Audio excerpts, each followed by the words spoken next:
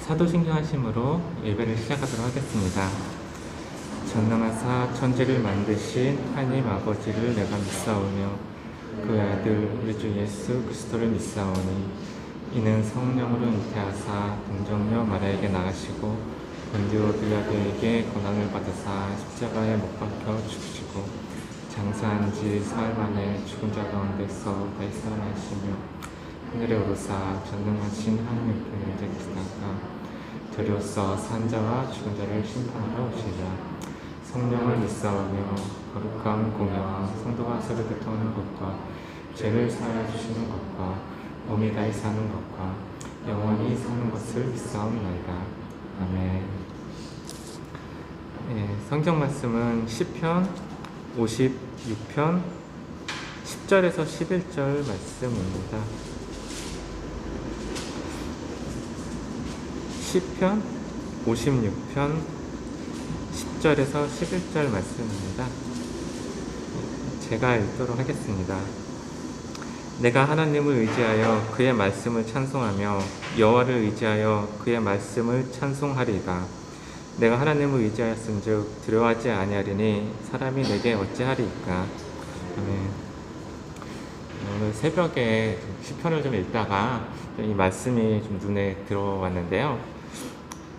저 같은 경우에는 이제 찬양을 좀 부를 때 좀 은혜를 주셨던 경우가 많이 있었습니다. 그래서 말씀을 읽을 때 좀 그 생각이 많이 났는데요. 최근에는 이제 월요일 아침에 이제 무거운 마음을 안고 출근할 때 평소보다도 좀 이제 마음이 좀 많이 어려울 때가 있었는데, 그때 출근 길에 갑자기 찬양이 떠오르면서 찬양을 부르면서 출근했을 때 그때 좀 은혜를 주시고 이제 두려움이 물러가고 좀 마음을 편안하게 하루 동안 다쓸 수 있게 도와주셨던 기억이 있습니다. 그리고 좀 기억에 크게 남는 것 중 하나가 예전에 지금 아내와 엄청 크게 싸운 적이 있었거든요.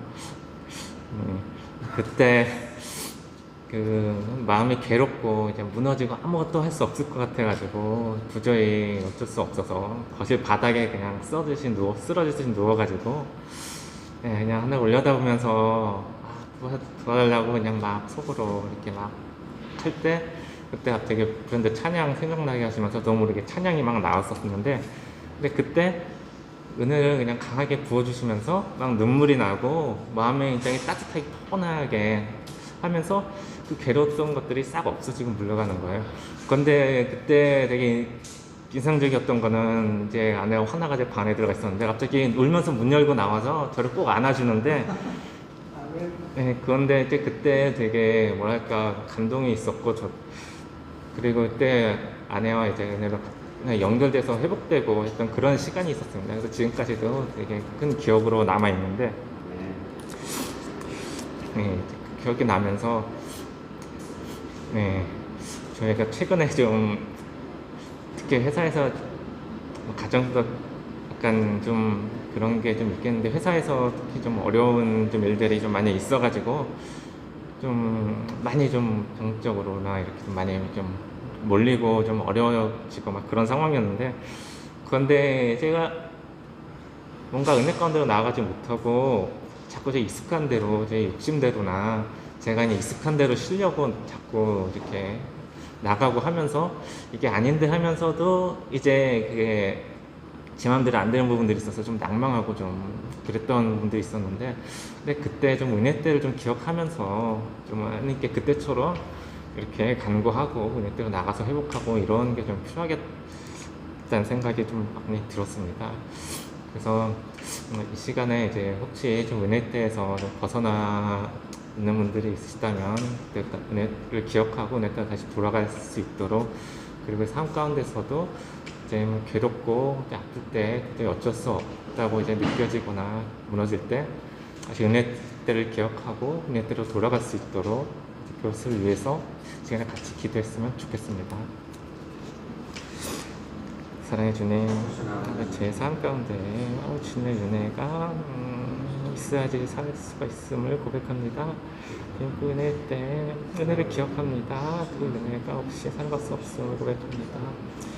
세상 가운데 그 어려울 때, 괴로울 때, 무너졌을 때, 아무것도 할 수 없을 때, 그럴 때 은혜대로 기억하게 하시고 은혜대로 나아갈 수 있도록 주님 도와주시고 주시옵소서.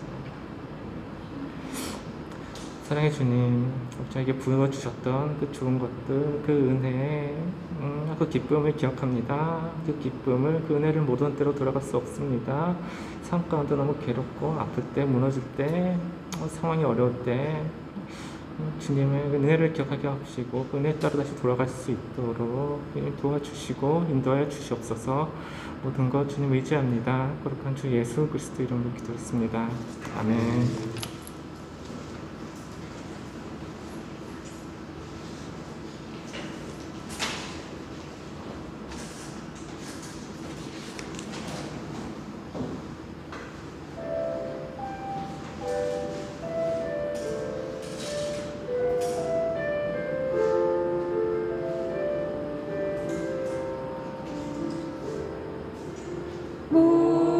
목마른 사슴 시냇물을 찾아 헤매이듯이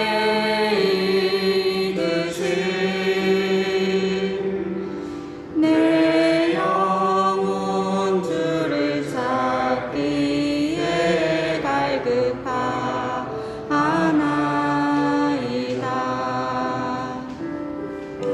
주님 말이 나의 방금 나의 삶 소망 나의 몸 정성 다 바쳐서 주님 곁에 합니다. 금보다 귀한 나의 주님 내게 만족 주신 주 당신만이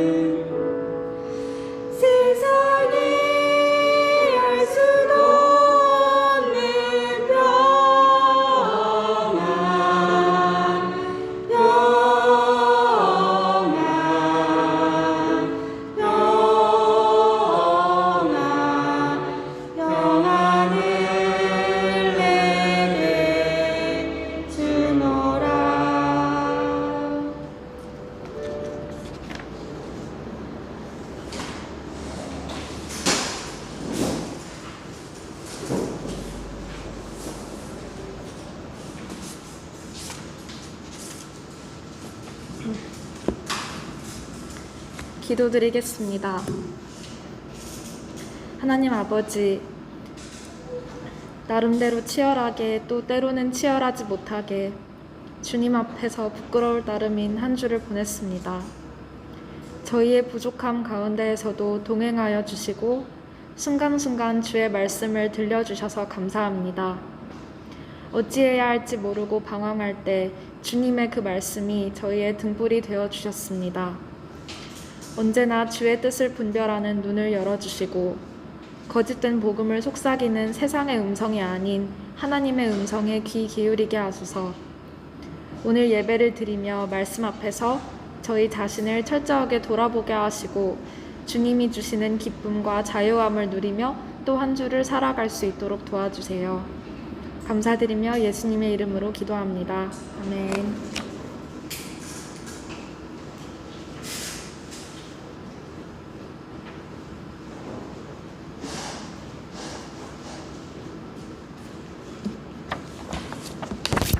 네. 성경 말씀은 고린도전서 15장 32절인데요.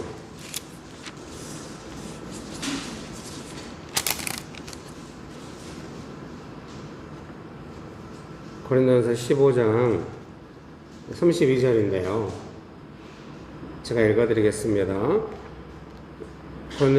고린도전서 15장 32절입니다. 내가 사람의 방법으로 에베소에서 맹수와 더불어 싸웠다면 내게 무슨 유익이 있으리요? 죽은 자가 다시 살아나지 못한다면 내일 죽을 터이니 먹고 마시자 하리라. 아멘. 좋으신 예수님, 은혜를 베풀어 주셔서 감사합니다. 하나님만을 간절히 의지합니다. 성령 하나님 충만하게 역사하여 주시옵소서. 예수님의 이름으로 기도합니다. 아멘. 네. 설교문 보시겠습니다. 설교문의 제목은 마음의 태도를 새롭게 하는 것의 위대함, 이렇게 정했습니다.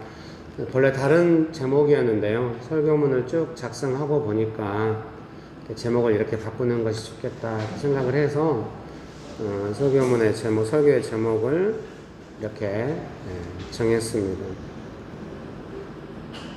지난주에 에베소서에 대해서 나누면서 한 5가지 정도를 나누었습니다. 그래서 오늘도 이제 그 에베소서 내용으로 이렇게 막 하진 않지만, 바울이 에베소 교회에서 어떻게 사역했는지 그 바울의 사역에 관한 내용이라고 할 수가 있겠습니다. 큰 틀 안에서는 이제 우리가 사역에 대해서 많이 이야기했는데요.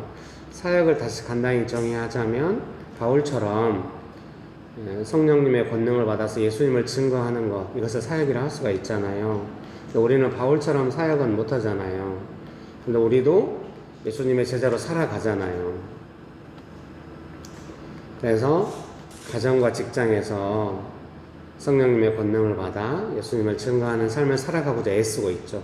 그거를 사역이라고 우리가 보통 이야기를 하는데요.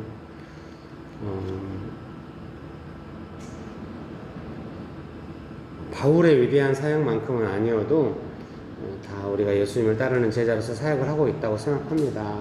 더군다나 에베소서 말씀을 근거로 생각해 보자고 한다면은 더욱더 우리의 사역은 아름답다고 생각해요.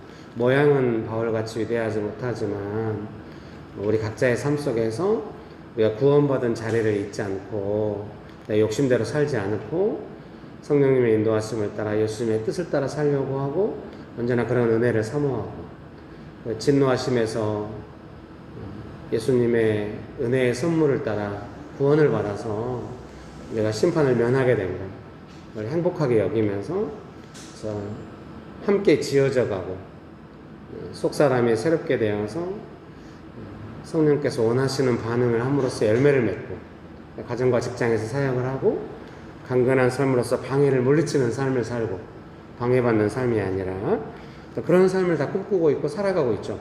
정확하게 성경적인 제자의 모습이고 사역의 모습이다 이렇게 생각합니다. 여러분 믿으십니까? 그 위대한 성경 에베소서에도 가정과 직장에서 잘 알았잖아요. 여러분 축복합니다. 뭐 얼마나 그 위대한 사역자도 가정과 직장에서 열매를 내라 이렇게 말씀하고 있는 줄 믿습니다. 설교문 들어가기 전에 이제 설교문의 제목을 설명하다 여기까지 왔는데요. 마음의 태도를 새롭게 하는 것의 위대함. 지난주에 설교할 때도 이제 결론적으로 말씀드리자면은 이제 마음의 태도를 새롭게 상황이 딱 닥쳐올 때 마음의 태도를 새롭게 해서 열매를 맺고 사역을 하는 거다 이렇게 나눴잖아요. 오늘 재현 집사님 예배인도 할 때도 그 내용을 너무 드라마틱하게 나눠줬잖아요. 사전에 얼마나 점검을 받았는지는 알 수 없으나 내용이 너무 드라마틱해요. 그래서 이제 재현 집사님이 막 부부싸움 너무 심하게 해서 마음이 너무 무너져가지고 막 엎드려 있었다는 거예요. 찬양이 떠올라 찬양을 불렀는데 너무 눈물이 났고 은혜가 깊이 있을 때 또 이제 우리 장 집사님 나오셔서 함께 안아주고 아름다움. 예. 여러분 좀 받아주세요. 축복합니다. 그래서 그런 게 뭡니까? 마음의 태도가 새로워지는 거죠. 그래서 이렇게 말씀드리고 싶은 거예요. 내가 마음을 새롭게 해야지. 이 상황에서 내 기분대로 내 성격대로 하면 안 돼. 과거의 약함대로 하지 말자. 이런 거라기보다는 재현 집사님이 엎드려서 기도했잖아요. 도와달라고. 그때 자기 힘이나 능력이 아니잖아요. 그냥 순종하는 마음으로 찬양을 불렀는데 은혜를 받았다는 거예요. 자기 힘으로 안 돼요. 부인을 어떻게 할 수가 없어. 근데 성령께서 역사하셔서 부부간에 딱 이렇게 안아주는 역사가 있었다고 하잖아요. 네, 그런 거를 이제 마음의 태도를 새롭게 한다고 하는 게 내가 마음을 새로 먹어야 돼, 마음 잘 먹어야 돼 이런 게 아니라 뭔가 성령님의 인도하심을 따라서 너무 낙담될 때도 작게 순종할 때 성령께서 부어주시는 은혜를 따라서 마음을 새롭게 해서 사역을 감당한다. 그러니 사역이 되려면 언제나 성령님께서 은혜를 주셔서 우리의 마음의 태도가 새롭게 되는 것이 중요하고 조금 이제 이런 것이 훈련이 되면 정말로 마음이 낙담될 때도 보통은 낙담된 마음으로 막 쓰러져서 살아버리잖아요. 근데 그때도 예수님께 은혜를 구할 거다. 그런 거죠. 아무리 낙담되는 상황이 와도 심지어 이제 바울같이 그때도 예수님을 의지하면은 이제 인도함 받아서 감당해 갈 수 있다. 뭐 이런 내용이죠. 여러분 믿습니까? 그런 은혜가 있게 되시기를 주의 이름으로 축복합니다. 근데 제가 이제 이번 주에 설교문 작성하는 거 이제 수요일에 다 올려드렸잖아요. 그때부터 설교가 시작된다고 할 수 있어요. 이제 설교문 어떻게 이제 설교문 작성한 거는 마치 쌀을 준비한 것 같아요. 그 이후의 시간이 뭐냐? 밥을 지어가지고 떠서 드시게. 예, 축복합니다. 그래서 이제 제가 오늘 아침까지 여기다 적어놨네요. 여기다 마음의 태도를 새롭게 하는 것의 위대함. 설교 제목을 정해놓고 옆에다 뭐라고 썼냐면요. 하루 지나서 사역은 상황에 대한 마음의 태도를 새롭게 하여 반응하는 것이다. 이렇게 딱 적어놨어요. 근데 그 옆에다가 오늘 아침에 또 뭐라고 적어놨냐면 영화 제목 같네요. 급하게 때로 천천히. 그러니까 재현 집사님의 반응은 좀 이제 급한 상황이잖아요. 자매님이 화나셨어. 너무 급해. 급한 상황인데 거기서 자기 마음이 막 이렇게 막 좀 힘들잖아요. 자기 마음이 어떻게. 근데 성령께서 좀 급하게 역사하신 걸로 이해가 돼요. 기도하고 찬양 불렀더니 급하게 마음이 좋아지고 급하게 부부가 이렇게 서로 따뜻하게 안아주고. 근데 이렇게 안 될 때도 있어요. 장기간 직장에서 어떤 사람과의 관계가 어려워졌는데 너무 어렵다. 이거 어떻게 방법이 잘 없는 거예요. 그때는 이렇게 급한 것처럼 빠르게 역사하셔가지고 빨리 회복되고 나는 얼른 자유로워지고 이러지 않을 때도 있는 거예요. 이렇게 급하게 될 때도 있어요. 금방 열매를 경험할 때도 있지만 때로는 천천히 될 때도 있어요. 그걸 기억해 주시기 바랍니다. 그러니 서둘러 가지고 하지 말고, 서두르면은 성령님의 인도하심을 놓치거든요. 좋은 의도여도 항상 성령께서 은혜 주시는 만큼만 따라가면서 사역을 해야 합니다. 여러분 그런 은혜가 있게 되시기를 주의 이름으로 축복합니다. 저도 설교자로서 설교할 때도 은혜 주시는 것만큼 하려고 하지 제가 여기서 조금 오버하면은 금방 조금 안 좋더라고요. 그래서 여러분께서도 뭐 설교 시간에 항상 지루할 수도 있는데 혹시 지루함을 못 느낀다고 하면 그 은혜가 없는데 하는 건 저도 너무 괴로운 거예요. 그래서 은혜 이렇게 때로는 더 이야기하고 싶은 게 있어도 은혜 주시는 것만큼은 딱. 그래서 제가 설교 시간이 길어진 것에도 50 몇 분 안에 맞추면 너무 좋아하지만 1시간이 넘어가는 그 타임이 나올 때마다 너무 괴로운 거는 이건 뭔가 주신 은혜를 넘어서서 억지로 한 부분이 있지 않을까에 대한 염려가 있기 때문에 약간 그런 것 같아요. 여러분 축복합니다. 성령께서 은혜 주시는 만큼 감당해 가시면 좋을 것 같습니다. 설교문을 이제 읽어드립니다. 바울은 에베소에서의 사역에 대해 이렇게 말합니다. 내가 사람의 방법으로 에베소에서 맹수와 더불어 싸웠다면 내게 무슨 유익이 있으리요. 그래서 거기 보면 고린도전서 1장 32절 상반절이라고 제가 적어놨어요. 오타 검색을 여러 번 하고 최근에 없었는데 오늘 또 오타가 하나 나왔네요. 고린도전서 15장입니다. 우리가 15장 읽었잖아요. 고린도전서 15장에 오타를 고쳐주시기 바랍니다. 고린도전서 15장 32절 상반절에 이렇게 나와 있습니다. 그리고 고린도후서 1장 8절에서 9절에는 바울이 에베소에서 사역에 대해서 이렇게 말합니다. 형제들아 우리가 아시아에서 당한 환난을 너희가 모르기를 원하지 아니하노니 힘에 없도록 심한 고난을 당하여 살 소망까지 끊어주고 우리는 우리 자신이 사형 선고를 받은 줄 알았으니 이는 우리로 자기를 의지하지 말며 오직 죽은 자를 다시 살리시는 하나님만 의지하게 하심이라. 에베소는 아시아 주의 수도입니다. 그래서 주석학자들이 다 이 아시아에서 이 말은 에베소에서 이렇게 이해하고 있는 것 같아요. 우리가 에베소서를 지난주에 나눴을 때는 이렇게 느낌은 아니었잖아요. 근데 에베소에서의 사역이라고 하는 것이 바울이 이렇게 고백을 하고 있는 거예요. 맹수와 더불어 싸우는 상황이었고 정말로 그 사형 선고를 받을 만큼 그러니까 소망이 끊었단 말은 살 수 있는 소망이 끊었다는 소리겠죠. 근데 이게 문제가 되는 게 맹수와 더불어 싸우고 사형 선고를 받았다고 하는 이 상황이 어떤 상황인지는 자세히 설명 안 해주는 거예요. 그래서 이제 주석학자마다 조금 이제 그 상황이 무엇인지 아마 설명 안 한 이유는 간단해요. 바울이 이 속에서 너무 놀라운 은혜를 입었던지 깊은 고난 가운데서도 뭔가 보호하심을 받았을 거예요. 그래서 뭔가 사역자의 겸손이든지 뭐 이런 걸 나눈다고 하는 게 사역자의 간증은 될 수 있어도 성경의 전체 흐름이 안 맞으면은 조금 오직 예수님을 드러내기 위하여 그럴 수도 있고 그런 생각이 들거든요. 근데 정말 에베소서에는 어떤 이런 언급도 없기 때문에 저는 깜빡 당황했어요. 나중에 이런 걸 찾으면서 에베소의 사역이 그렇게 어려웠나? 그래서 이제 오늘 안 나누면 안 되겠다는 생각이 드는 거죠. 지난주에 에베소만 기억하면은 너무 명신교회랑 유사한데 오늘 너무 다르네요. 올해는 맹수와 더불어 싸우지 않았고 서울시청 직원과 화합했죠. 갑자기 아침에 서울시청 직원한테 문자가 온 거예요. 교회 어디 있냐고 찾아온다고. 그래서 금천구청 담당단체 연락했더니 아니 공문도 안 보내고 보통 자기랑 같이 하는데 뭐 그런 경우가 있냐고. 이분이 연락도 안 받고 딱 왔는데 그래도 분위기는 부드러웠죠. 우리가 방역수칙을 잘 지키고 있어가지고 아침에 좀 은혜를 주시니까 의자를 지금 보통 속에 3개씩 넣고 가운데 띄고 앉고 이러면은 방역 담당도 그 정도는 괜찮다고. 그래서 한 가정이 지금 이상 가정이 돼서 너무 죄송해서 떨어져서 앉게 됐는데 방역 담당관이 되게 미안해하면서 간 것 같습니다. 제 생각에. 그래서 오늘 또 마침 여러분이 안 오셔가지고 우리가 평방미터로 이렇게 하면은 15명까지 되나 봐요. 좌석수라고 하는 게 이제 우리는 막 접어놓고 거의 안 썼기 때문에. 그래서 오늘은 뭐 지금 저를 포함해도 8명. 지금 유아실에 갈 팀 가족이 있을 것 같긴 합니다만.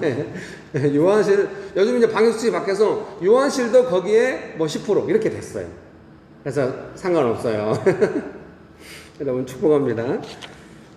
감사합니다. 그래도 평소에 우리가 잘 지키고 금천구청 관계 계속 이야기하고 이래서 뭐 와도 크게 그분이 체크하는데 거의 다 동그라미 잘하고 있다고 이렇게. 그 열 감지 센서기나 후원해주지 이렇게. 금천구청에서는 보낼 수 있다고 이야기를 하더라고요. 그래서 감사하다고 했는데 안 오네요.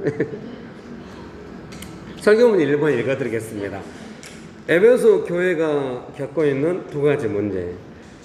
바울이 겪었던 깊은 고통이 바로 이 2가지와 어떤 상관관계가 있는지 직접적인 언급을 하고 있지는 않습니다.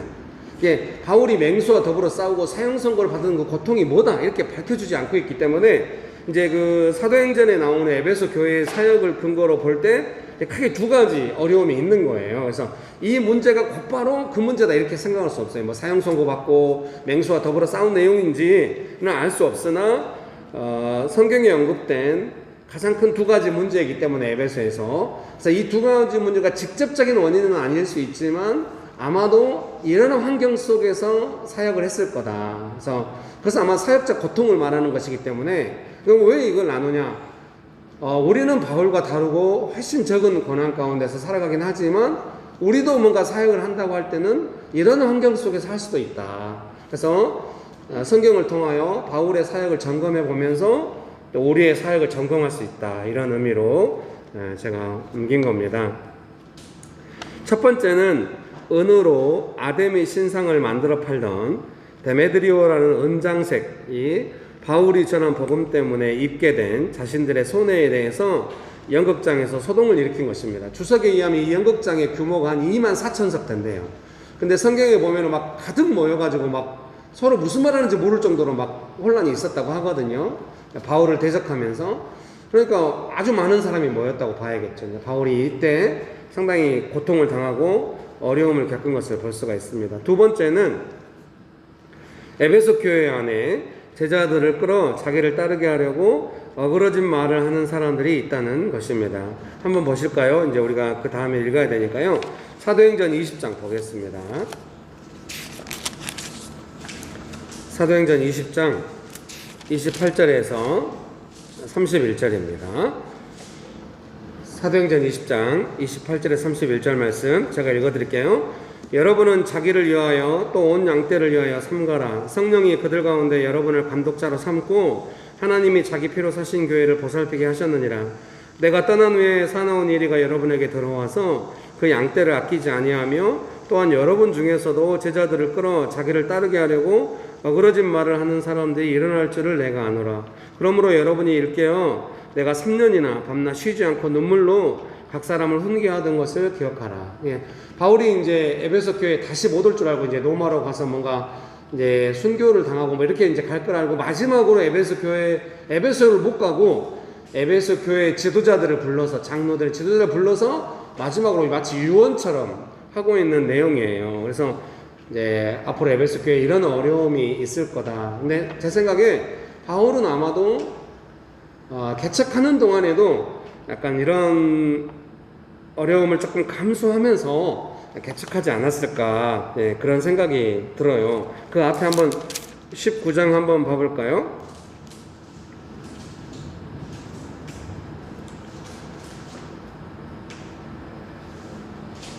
네. 19장 8절에서 10절 말씀 제가 읽어드릴게요. 바울이 처음 개척할 때, 에베소에서 개척할 때 내용이거든요. 사도행전 19장 8절에서 10절입니다. 바울이 회당에 들어가 석 달 동안 담대히 하나님 나라에 관하여 강론하며 권면하되 어떤 사람들은 마음이 굳어 순종하지 않고 무리 앞에서 이 도를 비방하거늘 바울이 그들을 떠나 제자들을 따로 세우고 두란노 서원에서 날마다 강론하니라.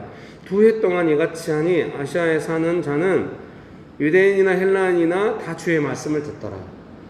두란노 서원 익숙하시죠? 출판사 이름이 아닙니다.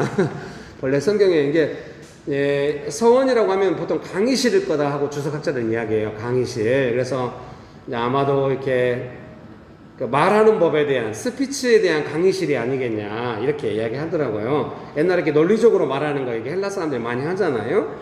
거기서 2년 동안 가르쳐요. 총 그래서 에베소의 사역 기간 한 3년. 아까 에베소 장로들한테는 3년 동안 자기가 했다고 하잖아요. 그래서 처음 출발할 때부터 조금 마음이 굳은 사람들이 이렇게 해가지고 좀 옮겨서 따로 해야 되고 그런 내부적인 어려움에 시달린 게 아닌가 그런 생각이 듭니다.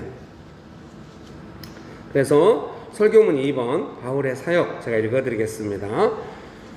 바울은 에베소 교회 지도자들에게 자신이 어떻게 사역을 했는지 3가지 정도로 말하고 있습니다. 사도행전 20장 19절이거든요. 한번 보실까요? 17절부터 21절까지 제가 읽어드릴게요. 사도행전 20장 17절에서 21절입니다. 제가 읽어드릴게요. 바울이 밀레도에서 사람을 에베소로 보내어 교회 장로들을 청하니 오매 그들에게 말하되 아시아에 들어온 첫날부터 지금까지 내가 항상 여러분 가운데서 어떻게 행하였는지를 여러분도 아는 바니 곧 모든 겸손과 눈물이며 유대인의 관계로 말미암아 당한 시험을 참고 주를 섬긴 것과 유익한 것은 무엇이든지 공중 앞에서나 각 집에서나 거리낌이 없이 여러분에게 전하여 가르치고 유대인과 헬라인들에게 하나님께 대한 회개와 우리 주 예수 그리스도께 대한 믿음을 증언한 것이라. 크게 한 세 가지로 자기가 사역을 했다고 에베소 교회 지도자들한테 말을 하는 거예요. 첫 번째는 모든 겸손과 눈물로 자기가 사역을 했다, 이렇게 말합니다. 겸손과 눈물로 사역한 내용은 무엇이냐면 유대인들의 관계로 말미암아 당한 시험을 참고 주를 섬긴 것이었다. 시험을 참고 예수님을 섬기는 마음으로 교회에서 사역을 했다, 이렇게 바울이 말하는 것입니다. 설교문 읽어드릴게요. 사역을 세 번째 줄입니다. 설교문 2번에 세 번째 줄. 사역을 하다 보면 함정에 빠진 것 같은 상황을 마주할 때가 있습니다. 좋은 일을 하려고 했는데 그렇게 될 수 있습니다. 그때 필요한 것은 겸손과 눈물입니다. 직접 눈물을 흘리지 않더라도 관계에 빠진 사람, 바울 같은 사람이 자신의 진심을 호소하듯이 그렇게 어려운 상황이 올 때가 있습니다. 그때도 주를 섬기는 마음으로 시험을 참고 사역을 한 것입니다. 여러분, 그런 은혜가 있게 되시기를 주의 이름으로 축복합니다. 바울처럼 우리도 그런 시험이 올 때가 있잖아요. 그런 시험이 올 때 되게 이제 기분 나쁜 경험이거든요. 되게 시험이 올 때 그 시험을 혹시 참고서 뭔가를 한다면은 그것은 뭐냐면은 예수님을 섬기는 것이 되는 거예요. 여러분 믿습니까? 예를 들면 이제 가정 안에서 가족끼리 또는 뭐 친척해가지고 그게 너무 어려운 거예요. 그래서 무슨 일이 있을 때 거기서 자기가 중간에서 양쪽에서 다 욕을 먹을 수가 있어요. 그러면은 자기가 중간에서 막 그 상황에서 나보고 어쩌라고 막 이렇게 하지 못하고 어쩐지 이제 막 기도하면서 양쪽을 뭔가 화해시키려고 한 게 아니라 예수님께 주시는 마음으로 뭔가 이렇게 겸손하게 섬기잖아요. 이제 그것이 이제 사역의 중요한 내용. 그것이 이제 겸손과 눈물의 사역이라고 할 수가 있습니다. 여러분 축복합니다. 혹시 여러분이 사역적 환경에 놓일 때 이렇게 놓일 수가 있어요. 뭔가 함정에 빠진 것처럼 양쪽에서 다 뭐라고 하거나 다 나를 미워하는 것처럼 나는 예수님을 따랐을 뿐인데 막 그런 일을 겪을 수 있어요. 그때 여러분이 그 상황을 어떻게 해야 되냐, 이것은 사역이 놓이는 환경, 시험일 수 있다, 이런 생각을 해야 돼요. 그러면 그 상황에서 내가 뭔가 참으면서 막 기도하면서 뭔가 하고 있다는 건 뭐냐? 성경이 뭐라고 말씀하시냐면 그것은 예수님을 섬긴 거다, 이렇게 말씀하시는 거예요. 여러분 믿습니까? 예를 들면은 가정이나 직장이나 이 도시나 어디나 마찬가지예요. 만약에 관계가 틀어져 있어요. 근데 이제 가운데 있는, 어떻게 하냐, 보통 사역자는 그 가운데 끼기 마련이거든요. 사실 지금도 우리 명신교회도 이 가운데 끼어 있어요, 사실은. 아니, 가운데 안 끼어 있어요. 사실 제가 이제 지난 수요일날 이제 설교문 막 작성하고 이제 열심히 했거든요. 올리고 이제 분위기 좋았어요. 근데 갑자기 알파문고 사장님이 찾아온 거예요. 여기 지하 주차장 유료화 문제로 사태가 심각하다고, 이거 보시고 사인해서 달라고. 봤더니 막 운영관리단에 갑질 막 해가지고 막 아무 공청회도 없이 갑자기 지하 주차장을 다 유료화로 바꾼다고 하는 거 받아들일 수 없음. 그래서 우리는 다 반대하고 와가지고 그거 반대할 수 있다고 생각해요. 저도 갑자기 다 붙어있길래 이거 유료화 되는구나, 드디어. 어떻게 하지? 우리는 어떻게 무료 신청을 할까? 각 예배별로 한 팀씩 이렇게 차량을 신청해야 되나? 막 이러면서 고민하고 있는데 이런 반응이 올 줄 몰랐어요. 참 대한민국은 강건한 사회인 것이 확실해요. 공청이 아니고 그렇게 하면은 그냥 지나가지 않아. 그래서 했는데 그거는 받아들일 수 있는데 세 번째 요구 조건에 뭐가 있냐면 운영관리단을 바꾸겠다는 거예요. 교체하게. 그 말이 좀 찔렸어. 아니, 누군가 직장을 잃어버릴 것 같은 걱정이 든 거예요. 그래서 이제 사인을 하긴 했는데 이걸 어떻게 해야 되나 하고 놔두고 토요일까지 놔뒀어요. 알파문고 아저씨를 피하면서 이렇게. 토요일날 청소하러 왔더니 엘리베이터랑 이 2층 곳곳에 이 상가 곳곳에 다 붙어 있는 거예요. 반대하는데 서명한 상가들. 우리랑 몇 개 없는 거예요. 그래서 제가 부랴부랴 가가지고 우리도 반대한다고 이렇게. 그랬더니 웃으면서 받아주더라고요. 근데 여전히 고민이에요. 사실 기도했거든요. 이 주변 상가들의 그 어려움을 이해하고 이제 막 우리가 반대하고 막 이러면은 좀 분위기 그럴 수 있으니까 적극적으로 찬성은 안 해도 상가들의 어려움을 이해한다는 차원에서 했어요. 하기는 근데 좀 어려운 거죠. 저는 입장에서 저는 동료 상가들과도 친하게 지내고 싶고 관리실이나 이런 데하고도 친하게 지내고 싶고 우리가 그동안 사역을 했는데 갑자기 분위기 이렇게 되니까 되게 좀 어렵잖아요. 이때 어떻게 할 것인가. 이 상황에서 끝까지 시험일 수 있고 이제 간단한 일이긴 하지만 예수님을 섬기는 마음으로 끝까지 해야겠다 이렇게 받아들이고 있는 거죠. 그 상황. 그렇게 길을 찾아가는 거죠. 불편부당하게 당신은 뭐뭐 당신은 뭐뭐 이렇게 또 문제 빨리 해결해. 그거는 조금 어려워요. 아주 권위가 높고 막 힘이 많은 사람이 하면은 혹시 순종할지도 모르죠. 근데 그래서 성경적인 내용은 성경은 기본적으로 이것이 시험의 내용이 있기 때문에 이것은 성령님의 인도하심을 따라 예수님을 증거하는 삶의 내용으로 사역의 내용으로 벗어나야 하는 거거든요. 감당해 가야 하는 것이거든요. 방해라는 것이 있기 때문에 논리적으로 설명해가지고 이해관계 따져가지고 누가 얼마 손해보고 누가 얼마 이익 보고 어떻게 합의하고 이렇게 하면 안 되는 부분이 분명히 있어요. 그렇게 해서 방해가 물러가겠습니까? 예수님을 따라야 방해가 물러가는 것이죠.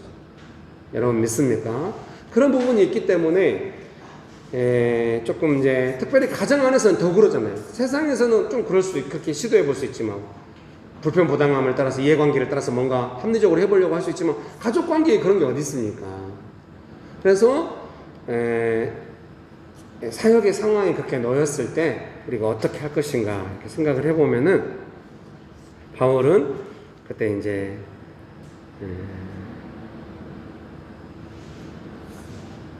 눈물과 겸손으로 했다 이거는 뭐냐면 바울이 막 울면서 제발 그러지 마 이렇게 했다라는 뜻이 아니라 자기가 생각할 때 여러 가지 생각들이 있고 상황이 정말 조금 이상하긴 하지만 끝까지 참으면서 예수님이 원하는 대로 하려고 했다는 그러니까 겸손할 수밖에 없는 거죠. 제 해석입니다. 바울이 자기 뜻대로 하면 겸손 안 해도 되죠. 예수님 뜻대로 해야 되니까 자기 뜻을 죽여야 되고 그래서 자기는 날마다 죽는다고 예수님만 의지하는 사형 선고를 하는 걸 그렇게 해석할 수 있는 거예요. 도저히 바울이 해볼 수 있는 방법이 없는 거예요. 그러니까 바울이 말하고 있듯이 하나님만 의지한다. 그래서 여러분도 그렇게 하실 수 있어요. 그 전에는 이 일들을 이렇게 처리하면 됐는데 도저히 일처리가 안 되는 부분이 있어요. 그때는 언제냐? 시험을 참고 예수님을 섬기면서 예수님께서 원하시는 것을 하려고 하다 보니까 나는 겸손해야 되고 때로는 마음속에서 눈물이 흐를 수도 있죠. 너무 억울할 수도 있고 그런 상황 속에서 사역을 하는 것입니다. 사역이라고 하는 것은 때로 그럴 때가 있습니다. 믿으십니까? 두 번째 단락 읽어드리겠습니다. 설교문이 2번에 두 번째 단락입니다. 유익한 것은 무엇이든지 공중 앞에서나 각 집에서나 거리낌이 없이 여러분에게 전하여 가르치고 박해를 받아 사람들에게 배척을 받을 때도 막 데메드리오 원장세기한테 박해를 받았죠. 가르쳐야 할 때가 있습니다. 그 시간이 지나면 다시 사역자가 아니라 진리, 진실이 상황을 이끌어갑니다. 사역 전망이나 자신의 입지를 먼저 고려하면 사역을 중단하게 될 것입니다. 진리가 상황을 이끌어갈 때까지 사역을 해야 합니다. 섬기는 진정한 사역의 동기부여는 이때 생기는 것이 아닌가 싶습니다. 그러니까 막 너무 어렵잖아요. 막 은장색이 공격하지, 막 교회 안에는 늘 처음부터 막 도전받고 어려웠지, 막 이러니까 바울의 권위가 가르칠 수 있는 권위가 잘 없잖아요. 어떤 면에서 그 많은 사람 앞에서 바울의 복음이 대적받고 바울을 막 함부로 대하고 막 이런 걸 봤는데 권위가 바울이 불쌍하게 얘기는 받을지는 몰라도 뭔가 권위가 잘 안 서거든요. 뭐 유대인들이 처음부터 막 관계로 하고 막 이렇게 하니까 따로 해서 해야 되고 막 너무 어려움이 있었어요. 그래서 내가 뭔가 사람들이 분위기에 받쳐주고 딱 이렇게 분위기에 받쳐줘서 내가 가르칠 수 있고 그때만 사역하는 것이 아닙니다. 진정한 사역이라고 하는 것은 언제 하는 거라고 생각이 드냐면 내가 가르칠 수 없을 때, 권위가 주어지지 않았을 때라도 그러면 왜 가르치는가? 사람들이 들을 것 같지도 않은데 내가 왜 가르치는가? 그것은 예수님께서 복음을 전하라고 하셨던, 예수님의 명령에 기반해서 예수님을 증거하라고 하셨던 예수님의 명령에 기반해서 사역을 하는 겁니다. 저도 목사로서 성도님들이 막 환영하고 인정받고 존경받을 때가 있겠죠. 성도님들 다 존중 안 하고 막 좀 자기 마음대로 하고 막 관계가 어려울 때도 있겠죠. 그러면 어떤 상황에든 제가 가르쳐야 되잖아요. 근데 뭐 사람들이 존중해주면 내 존중받으니까 뭐 가르칠 수 있지만, 존중받지 못할 때, 뭔가 어려울 때, 그때는 어떻게 가르치는가? 간단하죠. 예수님께서 말씀하셨기 때문에, 예수님께서 하라고 하셨기 때문에 사역을 하는 거죠. 근데 그 사역을 하다 보면 반드시 얼마 가지 않아서 예수님께서 그 사역자를 도우셔서 사람들이 다시 그 사역자의 말을 듣게 하고, 꼭 사역자의 말을 듣는다기보다는 예수님을 따르도록 분위기가 이끌어져 가는 것입니다. 그때 중요해요. 지난주에 에베소서에 말씀드렸던 것처럼 위협하거나 뭔가 눈가림으로 하거나 이렇게 안 하는 게 중요해요. 사역이라고 하는 건 그러는 건 아니거든. 누군가를 위협해서 내 말을 듣게 만드는 것은 사역이 아닌 것이죠. 그런 부분이 상당히 좀 중요하죠. 조종하거나 내가 뭐 어떻게 스스로를 학대해서 내 말 안 들어주면 어떻게 하겠다, 이런 거는 사역이 아닌 거예요. 그런 방법으로 문제를 해결하면은 옛날의 방식이겠죠. 그것은 사역이라고 할 수가 없는 것이죠. 가장 중요한 문제는 뭐냐면, 내 인생에 진짜 중요한 순간이 왔을 때, 행복한 가정으로 살고 싶거나 직장에서 뭔가 비전을 이루어야 할 때 예수님의 방법이 내게 없다는 게 문제가. 그래서 지금 뭔가 내 인생에 가장 중요한 순간이 오기 전에 그때 준비해야 될 것은 뭐냐? 사역적인 방법을 준비하는 것이죠. 좋은 사람 만나기 전에, 행복한 가정에 이루기 전에, 뭔가 직장에서 내 비전을 본격적으로 펼치기 전에 내 안에 사역적인 내용이 준비되어 있는 것이 필요하죠. 지금 준비되어 있지 않으면 진짜 좋은 사람 만났을 때, 좋은 가정이 이루었을 때, 진짜 내가 하고 싶은 일을 만났을 때 과거의 방식으로 할 염려가 있고, 시험을 못 이기면 그 일이 주어져도 내가 못할 수도 있잖아요. 그래서 이렇게 잘 감당할 수 있게 되시기를 주의 이름으로 축복합니다. 하루아침에는 안 되는 것 같아요. 저도 목회를 하는 내내 이런 방식이 점점 성숙해서 왔겠잖아요. 어떤 경우에도 그 위협이라는 게, 위협, 이렇게 하면 위협이면 이러지 않잖아요. 내 마음속에 있잖아요. 이 상황을 판을 어떻게 바꿀까? 그래서 뭔가 어떤 사람들은 때로 이제 좀 원수적인 방식이 아니라 자기 자신을 학대함으로써 사람들을 공포에 떨게 만들어서 자기가 원하는 걸 이루어내든지, 아니면 다른 사람들을 공포에 빠지게 만들어서 자기가 원하는 걸 이루어내든지, 막 많이 이렇게 가거든요. 그래서 자기 마음속에 그것이 있다는 걸 스스로 알잖아요. 그래서 이 방법을 써서는 안 돼. 여기서 이 상황을 내가 원하는 상황으로 바꾸기 위해서 내가 원하는 것 어떤 건 써서는 안 돼. 오직 상황이 나에게 불리하다 해도, 남들이 나를 존중하지 않는다 해도 나는 예수님의 가르침을 나누고 증거하고 가르치리라. 그러니까 바울이 결국 에베소에서 사역했을 때 수많은 사람이 믿고 막 부흥도 일어나고 이런 것 같습니다만, 결론 남은 건 뭐겠습니까? 이렇게 어려운 상황에 마지막 말이 뭐냐면, 자기가 떠나면 막 이상한 일이 생길 거라는 거예요. 그럼 남은 건 뭡니까? 바울이 진실하게 가르쳤던 거에 반응한 그 사람들만 남아있는 거예요. 사역의 구면은 그 어떤 것이 아니라, 결국 우리가 예수님을 따르는 사역이라고 하는 것도 우리 가정이, 내가 섬기는 직장이 그 예수님의 가르침을 따라, 성령님의 역사하심을 따라 남는 거, 그것만 남아있게 되는 것입니다. 내 삶도 그것만 남아있게 되는 것이죠. 다른 것들은 잠깐 내가 위기를 모면할 수 있어도 내 삶에 남아있는 것이 아닌 것이죠. 그런 날 가득하게 되시기를 주의 이름으로 축복합니다. 세 번째 단락 읽어드리겠습니다. 유대인과 헬라인들에게 하나님께 대한 회개와 우리 주 예수 그리스도에 대한 믿음을 증언한 것이라. 아마도 유대인들은 관계로 바울을 함정에 빠뜨리고, 헬라인들은 자신들이 옳다고 생각하는 것으로 믿음을 저버릴 수 있습니다. 바울은 어느 편에 서지 않고 오직 예수 그리스도 편에 서서 각 사람이 회개와 믿음을 갖도록 사역을 했습니다. 여러분, 우리 모두의 삶에 이런 은혜가 있으면 좋겠습니다. 그런 은혜가 있게 되시기를 주의 이름으로 축복합니다. 설교문 3번, 에베소서가 말씀하시는 사역. 손해를 본 사람들이 주는 압박과 각자 자기가 옳다고 하는 사람들 사이에서 사역을 해야 할 때가 있을 수 있습니다. 그것은 때로 맹수, 이리와 싸우는 것 같은 고통을 줄 수도 있습니다. 그런 상황에 대하여 에베소서는 다시 욕심대로 하지 않고 은혜로 하며 속사람이 새롭게 되어서 열매 맺는 마음의 반응을 하고, 강건한 삶이 되라고 권면하고 있는 것 같습니다. 결국 그러면 사역은 어떻게 하나? 바울이 에베소서에 가르쳐줬던 것처럼 바울이 그렇게 에베소에서 사역을 했겠죠. 구원의 자리를 잊지 않고 항상 은혜로 하며 그 다음에 함께 지어져 가는 것을 훈련하고 마음의 반응을 새롭게 하고 이렇게 하면서 사역해 가는 것이죠. 결론을 읽어드리겠습니다. 바울의 이대한 사역과 우리의 사소한 사역은 다릅니다. 그러나 복음 안에서 예수님의 제자로 살아가는 것은 같습니다. 바울의 특수한 상황이라거나 나는 사역자가 아니라거나 하지 말고 삶을 강건하게 만들어가면 좋겠습니다. 마음의 태도를 새롭게 하여. 에베소서 4장 23절에 한번 볼까요? 여기서 마지막으로 에베소서 4장 22, 23, 24절 말씀 제가 읽어드리겠습니다. 에베소서 4장 22, 23, 24절입니다. 너희는 유혹의 욕심을 따라 썩어져가는 구습을 따르는 옛사람을 벗어버리고 오직 너희의 심령이 새롭게 되어 하나님을 따라 의와 진리의 거룩함으로 지으심을 받은 새 사람을 입으라. 그래서 심령이 새롭게 되어 반응할 필요가 있는 것이죠. 여러분 믿습니까? 네. 그런 은혜가 가득하게 되시기를 주의 이름으로 축복합니다. 혹시 지금 이 시간에 기도하실 때 나는 지금 내 삶의 현장에서 사역의 현장에서 마음의 태도를 새롭게 해야 될 일이 있다. 그런 분들은 자리에서 일어나서 기도하겠습니다. 여러분 기도하실 때 그 영역에서 아까 재현 집사님도 예배인들한테 나누셨던 것처럼 성령님의 은혜가 필요한 줄 믿습니다. 믿으십니까?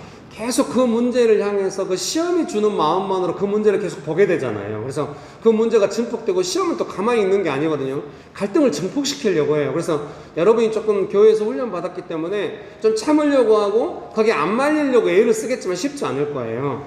성령님의 은혜를 받아서 그 부분을 좀 물리치고 강건해질 때까지는 좀 훈련이 필요하고, 그 훈련이 필요한 것 중에 뭐냐면 이게 지금 시험이고 나는 이 시험의 상황 속에서 태도가 새롭게 되는 은혜가 필요하다. 이거를 확고히 해야 됩니다. 그렇지 않으면 사람이나 상황에 말려서 계속 생각이 거기에 말려가지고 거기에 있게 돼요. 내 인생의 중요한 일을 놓치게 됩니다. 여러분 그런 은혜가 가득하게 되시기를 주의 이름으로 축복합니다. 기도하기 원하십니까? 그 상황을 주님께 올려드리시면서 재현 집사님이 하셨던 것처럼 자주 그렇게 안 되거든요. 그래서 교회가 필요한 거예요. 혼자서 잘 안 되니까 교회로 모였을 때 그 상황을 함께 또 예수님께 올려드리고 주님 저는 성령님의 도움이 필요합니다. 마음이 새롭게 되는 것이 필요합니다. 이 상황에 시험이 주는 생각, 상황이 주는 생각으로만 반응하고 있습니다. 주님, 제가 거기에 말려들지 않고 성령께서 주시는 새로움으로 감당해 가기 원합니다. 배우기 원합니다. 여러분, 도움받기 원하십니까? 성령님의 도우심이 필요합니까? 기도하시겠습니다. 성령 하나님 충만하게 역사하여 주셔서 감사합니다. 우리 각 사람의 마음의 태도를 새롭게 하여 주셔서 감사합니다. 성령 하나님 지금 각 사람의 마음을 만져주시옵소서. 여러분 성령님께 구하십시오. 내 마음을 만져달라고. 혼자 있는 동안에 막 생각이 끌려가다가 이런 기도 잘 못합니다. 지금 해야 됩니다. 성령님 나의 마음을 만져주시옵소서. 나의 마음의 태도를 새롭게 하여 주옵소서. 하케알라발라날라 힐리벨레발라발라발라리오 홀리호발라날라 힐리할레벨레발라 히키벨레발라발라발라리오. 성령 하나님 우리의 마음을 새롭게 하여 하케알라발라발라 힐리벨레발라발라리오. 성령 하나님 우리의 마음을 새롭게 하여 주시옵소서. 주님 한 가지만 더 기도하겠습니다. 기도하실 때 주님 제가 시험을 참고 예수님을 섬기는 것이 무엇인지 이 일들을 통하여 배워가기 원합니다. 제가 함정에 빠진 것 같고 제 자신을 방어하고 싶고 옛날에 반응이 나오려고 하지만 여러분 그래야 강건해지거든요. 그럼 나중에 시험이 와도 쉽게 이길 수 있을 거예요. 상황이나 사람에게 매몰되지 않고 자기 길을 갈 수 있어요. 예수님이 허락하신 복된 길로 갈 수 있어요. 여러분 시험이 막 딴 길로 가게 하거든요. 싸우게 만들고 막 기회를 놓치게 만들어요. 절대 그렇게 하지 마십시오. 여러분 믿습니까? 이스라엘 백성들이 기회를 놓쳐가지고 얼마나 광야에서 헤맵니까? 우리 그런 실수를 하지 맙시다. 그런 실수하지 않기 원하십니까? 주님 제가 시험을 참고 예수님을 섬긴다는 것이 무엇인지 배워서 시험을 이기고 나아가기 원합니다. 감당할 수 있는 시험 허락하시니까요. 도와주시겠다 약속하시니까 예수님께 도와달라고 합시다. 기도하시겠습니다. 하케알라발라날라 힐리벨레발라발라발라리오 홀리오발라날라 힐리할레벨레발라 히키벨레발라발라. 좋으신 예수님 은혜를 베풀어 주셔서 감사합니다. 우리가 시험에 끌려가서 정말 인생의 중요한 기회를 놓치지 않게 하여 주옵소서.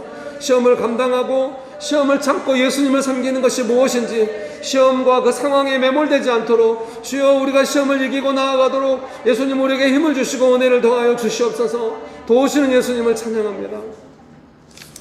네, 자리에 앉으시겠습니다. 사랑하는 성도님 여러분, 잘 될 겁니다. 잘 해왔습니다. 기분 좋은 일은 아닙니다. 기분 좋은 상황도 아닐 수 있습니다. 시험이라는 것은. 그러나 지금 그 상황 때문에 강건해지고 있습니다. 곧 또 은혜가 있을 것이고, 또 시험이 온다 해도 조금만 겸손하게 주를 참고 시험을 참고 주를 섬기면 또 은혜가 있습니다. 그러면 점점 강건해져서 잘 될 수 있습니다. 여러분 믿으십니까?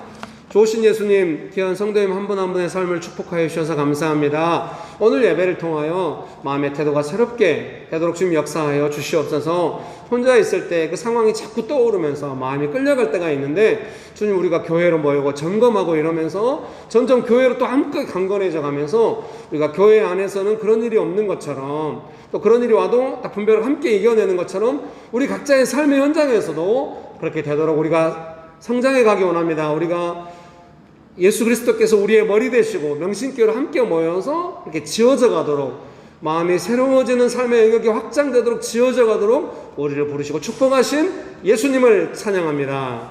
예수님의 이름으로 기도합니다. 아멘.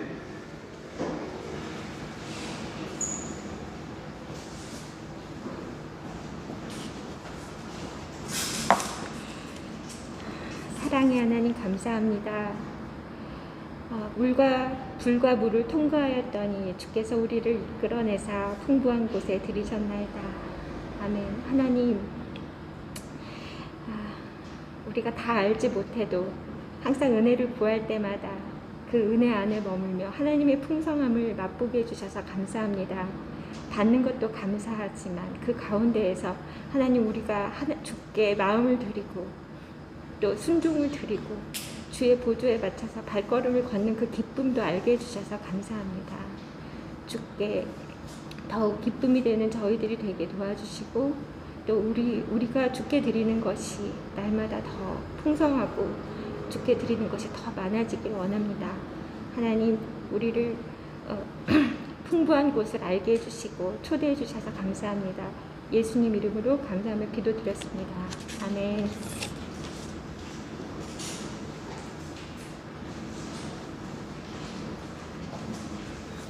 네, 간구 시간입니다.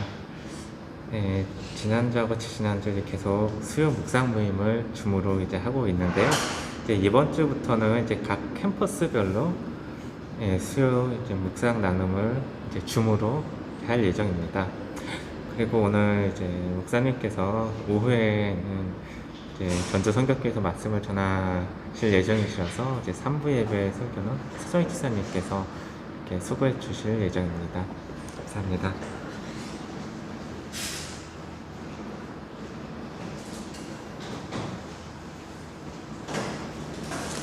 그 캠퍼스별로 이렇게 방송 담당하시는 분들이 있고 이러잖아요. 그래서 캠퍼스별로 모이셔서 이제 명신교회 유튜브에 보면 다 올라와 있는데 한번 참고하셔가지고 캠퍼스별로 예배 같이 드리듯이 묵상 모임도 하시고 줌으로 하시면 좋겠습니다. 나중에는 여기에 오사카 캠퍼스잖아요. 그러니까 오사카로 전도여행 막 교회 3개 막 재정 싸움 해가지고 오사카 가셔서 그때도 막 찍어가지고 유튜브에 올리고 이러면 얼마나 행복할까, 그런 계획이거든요. 그래서 교회가 도시에서 사역하는 교회로 가기 위한 코비드 4단계 상황에서의 최선의 노력이라고 생각합니다. 여러분 꼭 즐거운 시간 되시고 하시면 좋겠습니다. 기도하고 예배를 마치도록 하겠습니다. 지금은 우리 주 예수 그리스도의 은혜와 아버지 하나님의 크신 사랑과 성령님의 교통하심이 바울처럼 시험을 참고 예수님을 섬기는 사역자로 살아가기를 결정하는 명신교회 사랑하는 성도님들의 삶 위에, 명신교회 위에, 조국교회 위에, 온 열방 위에 지금부터 영원토록 함께 하시기를 간절히 축원합니다. 아멘. 여러분 감사합니다.